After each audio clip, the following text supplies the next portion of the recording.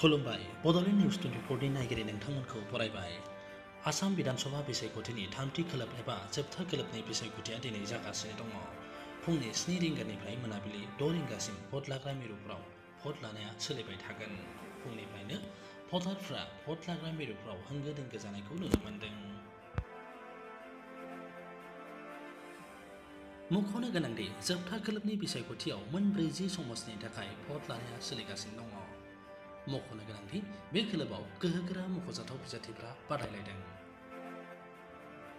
जालुकबारी विधानसभा समष्टिनिफ्राय भारतीय जनता पार्टीनि बिजाथि doctor Himanta Biswa Sharma, Siddeley समष्टिनिफ्राय PPFनि बिजाथि चन्दन ब्रह्म, क'क्राझार सानजा समष्टिनिफ्राय PPFनि बिजाथि रमिला रानी ब्रह्म आरो बे समष्टियावनो UPPLनि टिकेट मोननानै गसंनाय बिजाथि लरेन्स इस्लारि मोना दङ।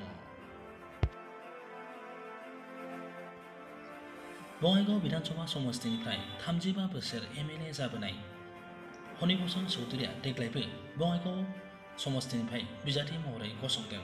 बिथाङा अगबनि सासे बिजाथि। मख'नो गोनांदि देग्लायनि विधानसभा बिसायख'थियाव मित्रजोट आरो महाजोटनि गेजेरावनो बादायलायनाया जागोन होननानै गोबाङानो बुंनो नागिरो। बेराफारसे गोदानै दाजानाय दोलोफोर अखम जातीय परिषद आरो रायजोल दलाबो गोख्रों महरै जाखांदों। रादाबा एसेनोसै। नोंथांमोना नायगासिनो दङ बड'लेण्ड निउज 24। गोजोन्थों।